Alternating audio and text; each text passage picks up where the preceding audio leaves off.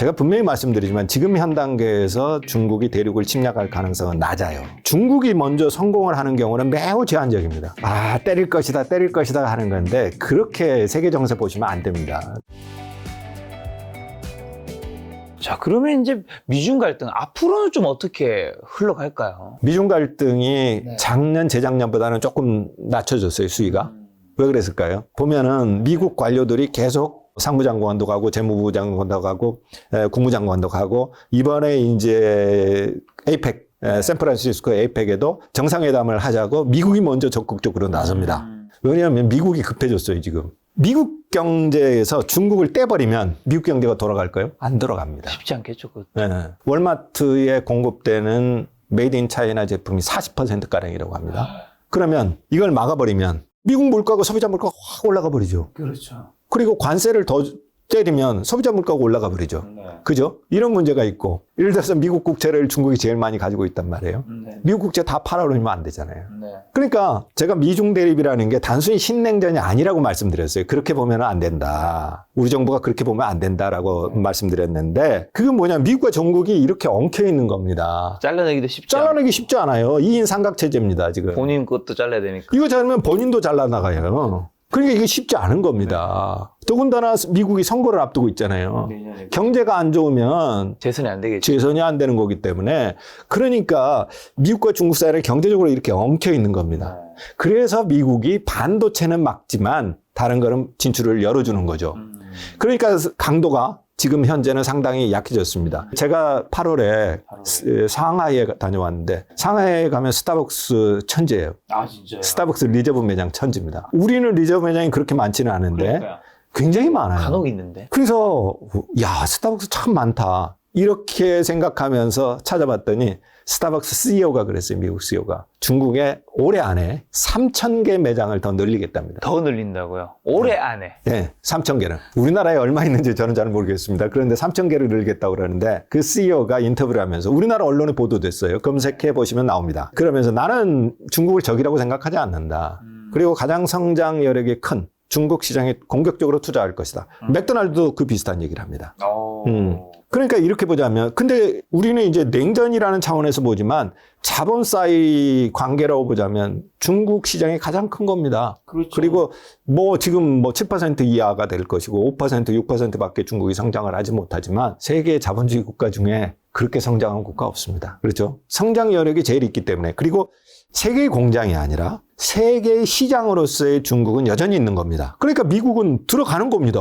그런데 우리가 착각하고 있어요. 미국 기업들 다 빠져나온다? 물론 빠져나온 자본들이 있습니다. 그런데 자꾸 그것만 보지 빠져나오는데 한국 기업들 빠져나오는데 미국 시장 들어가서 다 먹는 겁니다. 미국 시장 들어가서 미국 자본들이 다 먹으면 우리한테는 손해잖아요. 이게. 그러니까 한국은 세계 각국을 너무 선의로 봐요. 근데 세계 각국들은 다 이익 때문에 움직이는 겁니다. 네가 빠져 그럼 내가 들어갈게. 이렇게 생각하는 것이고 지금 소비 시장으로서의 중국에 대한 공격적인 투자는 유럽도 그렇고 미국도 그렇고 멈추지 않아요. 그러니까 우리나라 기업들에게 빠져나와라 신호하는 건 잘못된 겁니다. 왜요? 우리 옆에 가장 가까운데 그리고 우리가 비교적 쉽게 진출할 수 있는 가장 큰 시장이 있는데 돈을 벌 수 있는 한 벌어야지요. 나오더라도 다 빼먹고 나와야죠. 무조건 철수? 동남아 시장 다 합쳐도 중국만큼 안 되는데요? 다 합쳐도 안 돼요? 예. 그리고 나라마다 다 다른데요? 인도하고 중국하고 시장이 너무 다르고 우리나라 기업들이 왜 안 가겠어요? 물론 가기는 하지만 그런 측면에서 보자면 중국이 어려운 시장이긴 하지만 무조건적으로 나와라? 그렇지 않고 가서 잘할 수 있는 기업들은 최대한 서포트 해주고 그다음에 우리가 어떤 분야를 들고 가자. 이 분야는 안 되겠다. 빨리빨리 빼야죠. 중국에 공장 지으면 안 되겠다. 임금도 높아지고 이제 외국 기업에 대한 어떤 혜택도 줄어졌기 때문에 그럼 빨리 갖고 나와야죠. 그리고 동남아로 가야 되겠죠. 싸니까 임금이. 그런데 소비 시장으로서 갈 제품들 이건 안 돼. 이건 돼. 그 판단들을 빨리빨리 해서 정부가 지원해야 되겠죠. 그런 좀 이렇게 유연한 사고를 그러니까 중국은 다 버리자. 그리고 중국에 대한 환상 무조건 들어가면 돈 먹는다. 벌 수 있다. 이런 환상은 버려야 되고 절대 중국 만만한 시장 아니잖아요. 중국 들어가면 무조건 돈 벌 수 있다. 쉽게 돈 벌 수 있다는 생각도 버려야 되고 그리고 중국에서 빠져나오는 것만이 답이라는 생각도 버려야 된다는 겁니다. 가장 견제하고 있는 미국이 중국 시장에서 열심히 하고 있다는 게 좀 아이러니하네요. 그러니까 우리가 중국 정보를 너무 편향적으로 봐요. 근데 궁금한 거는 그 중국 분들은 스타벅스나 맥도날드 이런 거 되게 좋아하나요? 우리나라 사람처럼? 그렇죠. 중국인들 스타벅스 매장 가면 엄청나요. 그 다음에 뭐 미국 유명 햄버거 매장들 뭐 바글바글해요. 사람들 소비자들 아이폰 좋아하죠. 아이폰 좋아하나요? 아이폰 최대 시장이 중국 사람들. 아주 아이폰 중국에서 아이폰은 넘사벽이죠. 아이폰 가장 최고의 인기. 그리고 스타벅스 좋아하고요. 그다음에 미국제 소비 제품들 좋아하고 스포츠 용품들 다 마찬가지죠. 근데 우리가 착각해요. 뭐 중국인들이 애국 소비한다더라. 그러니까 중국제만 쓰지 안 써. 돈 있는 사람들은 다 외제차 사요. 벤츠 사고. 벤츠가 최고 모델이 제일 많이 팔리는 데가 중국제죠. 그 다음에 커피 마시면 물론 이제 싼 거 있어요. 중국 브랜드들은 한 우리 가격으로 한 1,000원 정도 하는 것 같아요. 로컬 브랜드들. 그거는 이제 중국인들도 많이 먹지만 미중 대립식이니까 스타벅스 가면 안 돼. 그런 게 어디 있어요. 아이폰 쓰면 안 돼. 유명한 사람들, 당원들이나 공직에 있는 사람들은 아이폰을 안 쓰지만 나머지 사람들은 다 아이폰 씁니다. 갤럭시는요? 갤럭시는 존재감 없죠. 그러면 갤럭시가 안 쓸까요? 한국 별로 안 좋아하나요? 그렇게 답을 하죠. 상사원들 갔다가 들어와서 왜 이렇게 안 돼? 왜 이렇게 실패했어? 그러면 요즘 중국에서 애국주의 소비가 높아서요. 한국제는 안 됩니다. 그런 것도 있어요. 한중 관계가 안 좋으니까 너 한국제 써? 이러면 좀 그런 것도 있는데 중국 사람들 좋으면 씁니다. 갤럭시가 아이폰이 되지 못하고 그 다음에 중국 로컬 핸드폰 매체처럼 그렇게 가성비 차원을 안 되고 이 중간 애매한 겁니다. 아이폰처럼 그야말로 그 확고한 마니아들이 없는 거죠. 그렇죠. 그러면 가성비라도 있어야 되는데 너무 비싸요. 그렇죠? 중국의 로컬 그 핸드폰 업체들, 그거는 이제 명성은 없지만 기능은 따라온단 말이에요. 이 안에서 포지션이 애매한 거죠. 그러니까 그 화장품도 마찬가지예요. 그렇죠. 화장품 안 사는데 한국제니까 안 사는다. 물론 그런 측면도 있지만 해외 유럽 화장품 여전히 잘 팔리거든요. 명품은 아예 유럽 거 잘 팔리는 거죠. 저렴한 거는 중국산 쓰고. 예. 그러면 우리가 아이폰이 될 것인가? 아니면 중국처럼 가성비로 갈 것인가?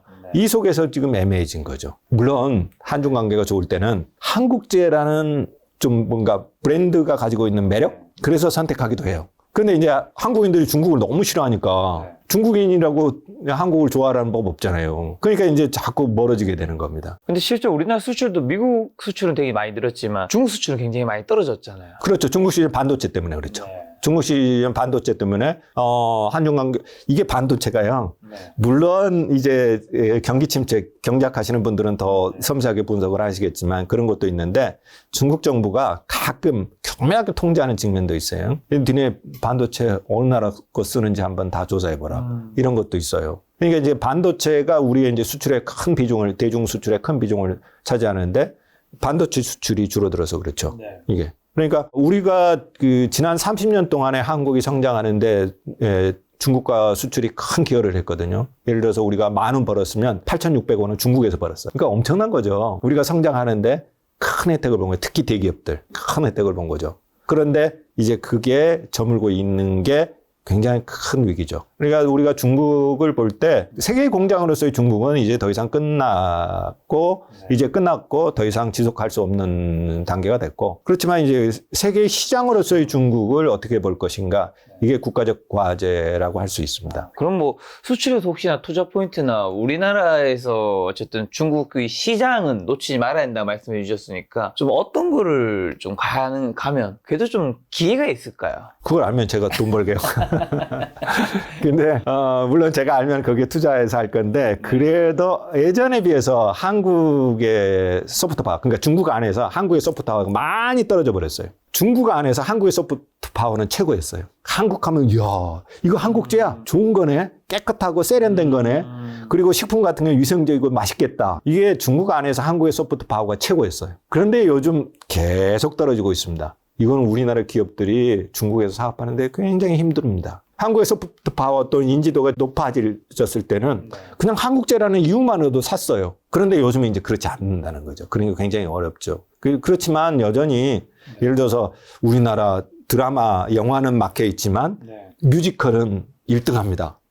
우리나라 뮤지컬 중에서 가서 중국에서 1등하는 거 많아요.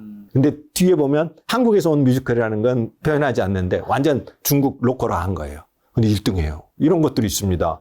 예를 들어서 제가 늘 얘기하지만 식품 같은 경우에도 풀몬 성공했죠. 네. 그다음에 연세우유도 성공했죠. 신라면 여전히 잘 팔리고 있죠. 오리온 초코파이 성공하고 있죠. 그다음에 수많은 브랜드들은 잘 팔리고 있습니다. 물론 실패한 기업도 있습니다. 왜냐하면 뷰티, 건강, 네. 그렇죠? 이런 것들, 헬스, 이 관련 산업들, 한국이 중국과의 관계에서 이제 비즈니스 관계 또는 경쟁력 관계에서 경쟁력이 없는 공산품들도 많아요. 네. 중국의 수준이 많이 따라왔으니까. 그렇지만 여전히 경쟁력을 유지하고 있는 것도 있습니다. 이제 그런 부분에 우리가 좀 더 집중 투자를 할 필요가 있고, 그게 중국의 시장이 크니까 네.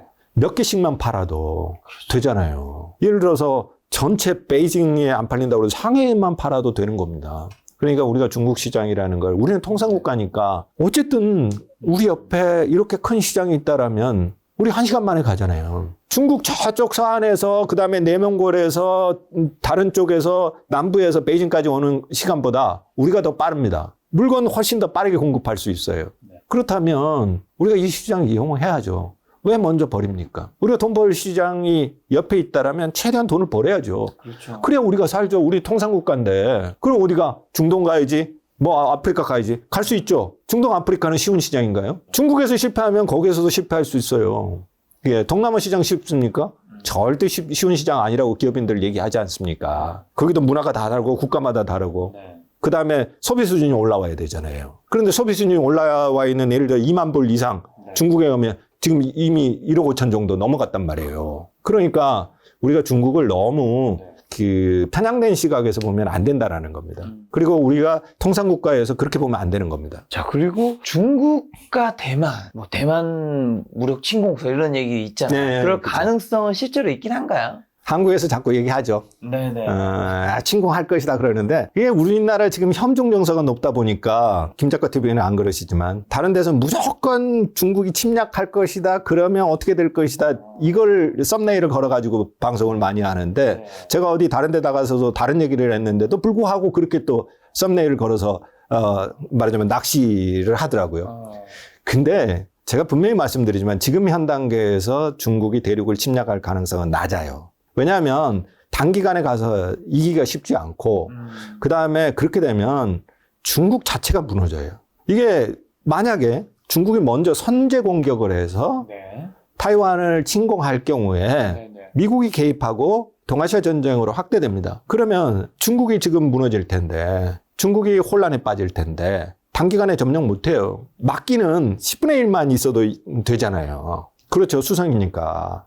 그런데 이게 미국이 있기 때문에 쉽지 않는 겁니다. 그래서 중국이 정말 타이완을 침공하겠다라고 할 때는 정말 타이완이 완전히 독립을 하겠다라고 선언을 하거나, 그 다음에 미국이 타이완을 완전히 독립시키려고 하거나, 이대로 두면은 정말 영구 분열이 된다라고 생각하거나, 아니면 중국이 굉장히 혼란에 빠져서 이제 이걸 가지고서 승부를 걸어야 되겠다라고 하거나, 이런 조건들이 갖춰지지 않는 한 굉장히 힘듭니다. 전쟁이라는 게 타이완만 치는 게 아니라 중국 공산당한테도 피해를 입을 수 있거든요. 그렇죠. 그러니까 사실은 중국이 원하는 거는 사실은 전쟁까지 가지 않는 거죠. 그런데 이게 사실은 변수는 중국 쪽에서 오는 경우도 있지만 미국 쪽에서 오는 변수도 있어요. 미국 변수요? 그렇죠. 미국이 타이완을 이용해서 중국을 끌어들이는 겁니다. 싸움판에. 그죠? 사실은 그러면 싸움이 일어나면 치명상은 누가 있겠어요? 중국이 있죠. 있겠죠. 그렇죠? 이런 변수들도 있습니다. 그렇기 때문에 타이완 사람들이 요즘 조금 생각이 달라졌어요. 예를 들어서 지금 타이완이 이제 내년에 선거가 있는데, 타이완 사람들이 제일 원하는 게 뭐냐? 독립이냐? 그렇지 않아요. 현상유지. 보니까 미국도 타이완을 지켜줄 것 같지 않거든요. 전쟁이 일어나면. 타이완이 깨지면 자기들이 제일 고통받는 거지. 그렇죠. 우크라이나 보니까 미국이 완전히 지켜주는 것도 아니고 그렇단 말이에요. 그래서 타이완 사람들이 생각하는 거는 타이완 독립이 아니라 현상 유지입니다. 그렇기 때문에 중국이 먼저 성공을 하는 경우는 매우 제한적입니다. 그러니까 우리도 때릴 것이다 하는 건데, 그렇게 세계 정세 보시면 안 됩니다. 그렇게 보시면은 착각이에요. 현실적으로 그렇게 되긴 쉽지 않다. 그렇죠. 근데 이제 시진핑에게 국가 권력이 굉장히 집중되어 있는데 이런 거는 앞으로 괜찮나요? 제일 문제죠. 중국이 사실은 분권 체제로 유지되어 왔지 않습니까? 예를 들어서 외교는 시진핑이 하고 경제는 뭐 수상이 한다, 총리가 한다든가 이런 식의 그다음에 상무위원들도 다 이렇게 분담을 해서 분권 체제였거든요. 되게 이제 홀수의 분권 체제가 유지되는데 그런데 지금은 시진핑 3기가 되고서 1인 권력이 굉장히 강해졌죠. 리창 총리의 존재감이 없잖아요. 이게 이제 굉장히 달라진 점이고 그런 측면에서 보면 중국 공산당이 굉장히 지금 그러니까 시진핑 중앙 핵심으로 권력이 강화되면서 위험해지고 있는 거죠. 저는 이게 갈수록 조금 더 집중된다면 더 위험해질 수 있다 이렇게 봅니다. 중국이 사실은 개혁개방 이후에 다 분권 체제를 하면서 덩샤오핑 이후에 사실은 이제 굉장히 리더십이 분권화되면서 잘 형성이 됐고 10년마다 이렇게 바뀌었지 않습니까? 10년마다 바뀌는데 예측 가능성이 있었죠. 5년 뒤에 누가 할지를 거의 짐작 가능했으니까. 그런데 이게 없어져 버린 거죠. 그래서 중국 정치가 지금 굉장히 경직화됐고 지금 말씀하신 대로 중앙집권화되고 1인 권력이 강해져 버린 거죠. 이게 굉장히 위험한 징후 중에 하나입니다. 그리고 공동부유론이잖아요. 네네. 공동부유론이 중국의 성장에 대해서 회의감도 가지신 분들도 있던데. 그렇죠. 공동부유론 하니까 이제 뭐 사회주의로 다시 돌아간다. 그리고 이게 이제 결국 중국 경제의 발목을 잡을 수 있다라고 경제학하시는 분들이 예측을 하고 많은 분들이 예측하시는데 사실 지금 공동부유를 내걸긴 하지만 그렇게 심각하게 그걸 드라이브를 걸고 있지는 않아요. 근데 이제 중국은 그래도 사회주의 간판을 내걸고 있기 때문에 빈부격차가 계속 커지거나 할 경우에는 조금 어느 한계선상에 이를 경우 위험해질 수 있죠. 근데 중요한 것은 빈부격차가 커져도 파이가 계속 커지면 괜찮아요. 그러니까 저 사람도 돈을 많이 벌어 부자가 됐어. 근데 나도 부자가 되고 있어. 그러면 사실은 중국 안에서는 그렇게 문제가 되지 않아요. 위험 요소가 아니에요. 근데 이제 성장률이 지체되거나 파이가 더 이상 커지지 않을 경우에 이제 문제가 되는 거죠. 지금까지도 중국이 경제적인 차원에서 굉장히 격차가 컸어요. 지방 간. 그 다음에 물론 상위소득 하위간, 그 다음에 내륙과 해안간 이런 격차가 이제 굉장히 컸고 도시와 농촌 간 격차가 굉장히 컸죠. 그럼에도 불구하고 그것이 폭발하지 않은 거는 계속 성장했기 때문이에요. 근데 성장하지 않는 상태에서 빈부격차가 커진다? 이러면 이제 폭발하는 거죠. 그래서 이제 공동부유를 내세웠던 거고. 근데 지금까지는 사실 중국 정부가 공동부유를 내세웠지만 많은 학자들의 분석에 따르면 아직까지 그렇게 심각하게 하고 있지는 않다. 왜냐하면 지금 그 소득세라든가 그 다음에 세제를 개편하는 게 제일 크잖아요. 그리고 직접세를 개편해야 되잖아요. 이제 분배를 하려면 간접세가 아니라. 그런데 직접세를 지금 현재 그렇게 적극적으로 지금 손대고 있지는 않아요. 그러니까 일종의 정치적 슬로건, 구호 이런 차원이 더 강한 겁니다. 왜냐하면 이렇게 됐을 경우에 이제 경제적으로 미칠 영향들, 그 다음에 장기적인 차원에서 부정적인 차원의 영향이 나타날 수 있으니까. 그래서 이거는 공동부유로는 지금 상태에서는 그렇게 크게 현실 속에서 나타나고 있지는 않다라고 봐야 될 것 같습니다. 미국과 중국의 갈등 속에 한국이 이제 취해야 할 이제 자세가 굉장히 중요하다 아까 말씀해 주셨는데 어느 한쪽을 택하는 게 아니라 이제 비중 조절 적절히 잘해야 한다고 말씀해 이게 사실 근데 그 말처럼 쉬운 건 아니잖아요. 그렇죠. 한국이 좀 취해야 할 방법과 이제 전략적 방향 조금 더 이제 구체적으로 한 번 더 얘기해 주신다면. 한국이 사실은 지금은 굉장히 기회와 이익에 따라서 움직여야 됩니다. 그런데 되게 이제 우리나라 사람들은 이익에 따라서 움직이면 굉장히 부정적으로 평가해요. 아, 너 이익에 따라 움직이냐? 그리고 손해를 보더라도 정의에 따라가면 굉장히 좋다라고 생각해요. 맞아요. 그죠? 그런데 개인은 그럴 수 있지만 국가가 그렇게 가면은 그러면 정의를 쫓아서 장렬하게 전사하잔 말이에요. 물론 그럴 수 있어요. 그런 선택을 할 수도 있어요. 우리는 대의를 쫓고 대의 명분을 위해서 가자. 그럼 굶어 죽어도 좋고 나라가 뒤로 가도 좋다는 말인가요? 그렇지는 않잖아요. 굉장히 기회를 잘 포착하고 이익에 따라 움직여요. 근데 한국 사람들은 그게 굉장히 약해요. 근데 이게 우리나라 멘탈리티예요. 이게 중국인들은 제가 이제 문화를 하니까 그러는데 중국인들은 공자도 읽지만 한비자도 읽어요. 근데 한비자는 사람이 이익에 따라 움직인다고 봐요.